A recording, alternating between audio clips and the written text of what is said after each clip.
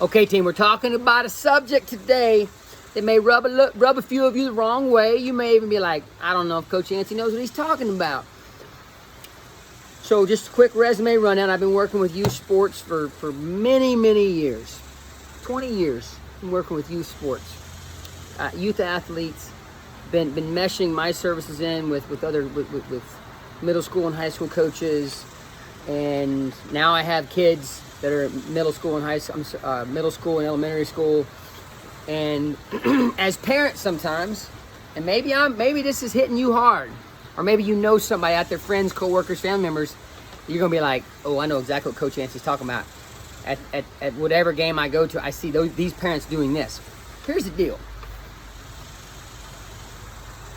We need to all make sure that we step back and allow our kids to be led by these other imperfect people, because you're imperfect, I'm imperfect, the coaches are not perfect. In most cases, they are good at what they do. They want to win.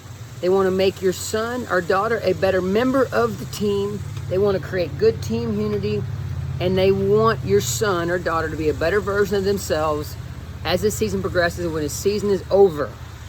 Those are that's facts. You are never going to find a coach that is anywhere near perfect. The greatest of the great are failing forward every single day.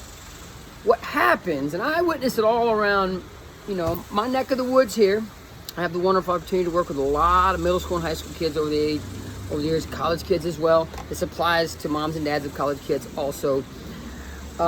You really need to work on stepping back. We must step back and put ourselves in a situation where we just love watching our son or daughter play, and we are proud of watching them play.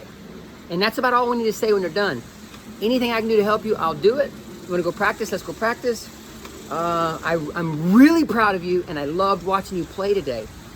Here's the thing. To make it the greatest internship in their lives, you need to step back. You've got to let them be led by these other imperfect people. Once you realize that these people are not nut jobs, who are radically crazy and have some ridiculous agenda other than just coaching, and you have a level of trust, then you need to step back. You got to step back. For it to be the greatest internship, your son or daughter needs to develop the ability to be the type of teammate that the coaches are really excited about having them on their team. It's a good thing to ask. It's good when our kids are young. Periodically, it's good to tell them that you want to carry yourself in a way when you show up at practice. The way you show up at practice, the way you conduct yourself at practice, the way you conduct yourself when you're losing and you're losing bad, the way you conduct yourselves in all situations, game, practice, on the field, off the field, in the classroom, the way you represent your team always. Are you the type of athlete that the coaches love having you on their team? Like, I want 15 more like that. That's where our coaching comes in. If our coaching is ever harboring excuses, making up excuses, not allowing ourselves to step back, if we're just always in the mix, spouting our opinions and not letting the coaches comfortably lead as they're failing forward to try to be the best version of themselves to build a strong team. If you're in there just always on top of that, I'm telling you right now, we can debate it, but I think you're doing a disservice to the team. So that's the message today. Man, this is one that this runs deep. This one will make people cringe, because it's hard to step away from little Sue and little Johnny sometimes and really let them be led and just sit back off in the distance and understand the great value that comes with your son or your daughter playing team sports, because it is the greatest internship they'll ever be involved in. They will be better because of it. Losing and winning and misery, the grind of practice, losing close games that just rip your heart out and stomp on you, and then you overcome it. Man, seeing the trials and tribulations and the struggles of powering through a season, it's a lot what the workforce looks like, the business life that they may be involved in soon. They're going to be involved in it sooner or later as an employee, a manager, maybe a CEO.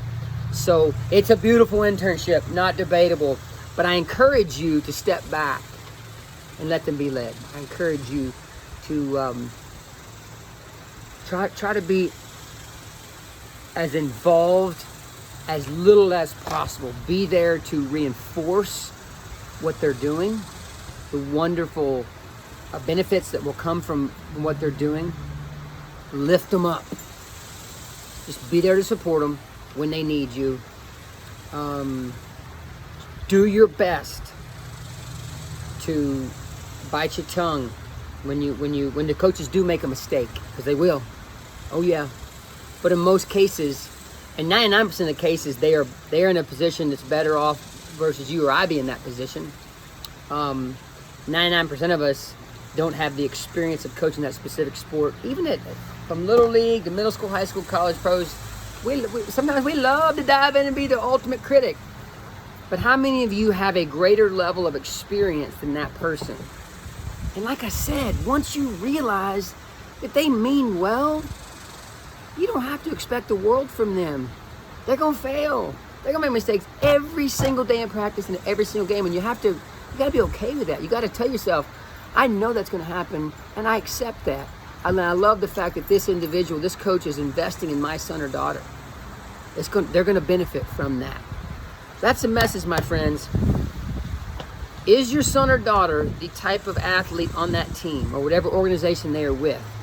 Or do they carry themselves in a way, this is the ultimate question, that has others gravitating towards them, and behind closed doors the coaches are saying, gosh dang man, I wish we had more like him or her. They improve our chemistry. We are better off with that individual on our team. That's who you want your son or daughter to be, because they're going to be a great employee one day. It's very, very similar. So, hey, listen, thank y'all for tuning in. Live, love, laugh, and serve big. If this one hits you a little unique, no harm, no foul. Maybe you'll be a little better version of yourself next time. The next situation you're in. Remember, I'm proud of you, and I enjoy watching you play. Sometimes that's all they need to hear. I love y'all. Thank you for tuning in. As I said, live, love, laugh, and serve big. Big, big, big focus on the serve from Yancey's backyard. Much love, all you rock stars. Be good. Enjoy your week.